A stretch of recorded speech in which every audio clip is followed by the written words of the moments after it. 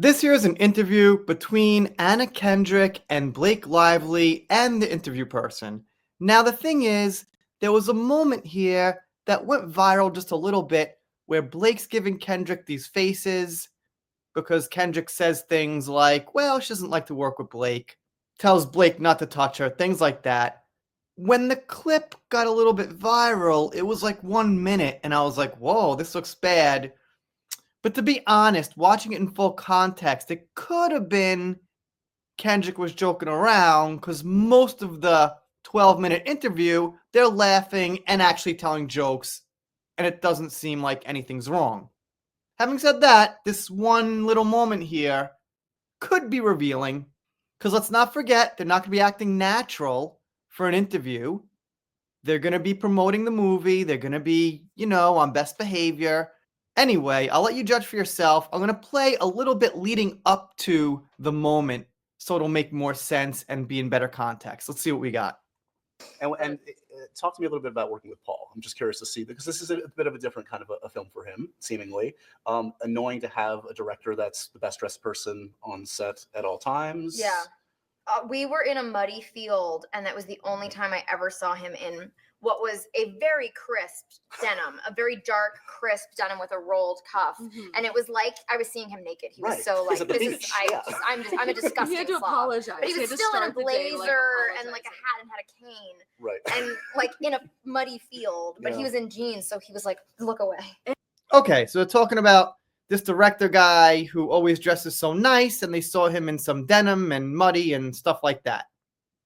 And like in a muddy field, but he was in jeans, so he was like, look away. And he's so stylish though that like I was like making like, I don't know, juice with like, there was this like maple water on set, and I was like, oh, water tapped from a maple tree, this is exciting. But instead of just like handing him a plastic red cup that I was drinking out of, I like went and got the martini glass, a crystal glass, and like shook it up for him properly, because you can't hand that man a red cup. Like, and so he's like standing on a dock with like mud around, and he's holding a crystal martini glass. It was just juice and maple water. But all was right. Yeah, he would not walk into a frat party with a red cup. He would bring his own shaker and for sure. monocle, perhaps. Yeah, the crew made him a special apple box. It's not that I put on my Instagram, but like because the director's.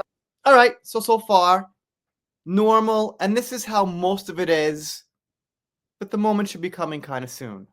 Always just sitting on an apple box, but they painted one with the suit on it and like made it all really nice and polished so that he could sit on it, because it was like, you can't just sit on an apple box. Yeah, no, it's too. Of course, doesn't. No, that seersucker will pull. Yeah, right? yeah, you need to polish that wood. Yeah. Let's talk about your relationship. Was there a relationship before this film? Did you guys know each other? Did you meet at a fancy George Clooney party? I imagine this is what I imagine in my brain. Big movie stars met at meet. a non-fancy George Clooney party. One of the really casual ones. In a basement somewhere. Yeah, he's really letting himself go.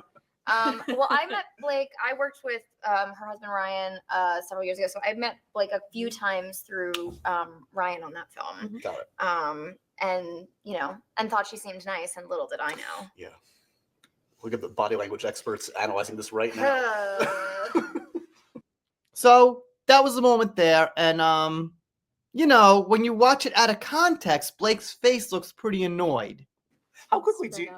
Don't touch me. How quickly do you know if you're gonna gel? And that was it. But I mean, it does seem like for a second something comes through there that's actually serious. Look at the body language experts analyzing this right now. Let's slow it down just a tad. How quickly do you? Don't touch me. Yeah, I mean, for a second it looked like her face was a bit authentic there. I mean, you must have heard the phrase, there's truth in every joke. Obviously, depends on the type of joke. If I'm just telling a punchline joke that's got nothing to do with anybody, it's not personal, maybe not. But if it's kind of like a sarcastic joke or some joke said about somebody personally, that could be true. And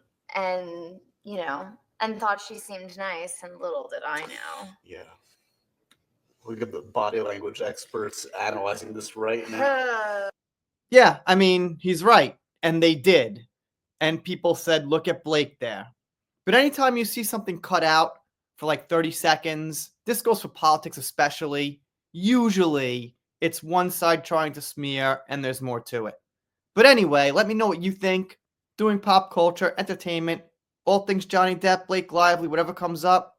Meghan Markle once in a while. If you're not subscribed, consider it. If you don't, I'll be sad, but I'll get over it. See you next time.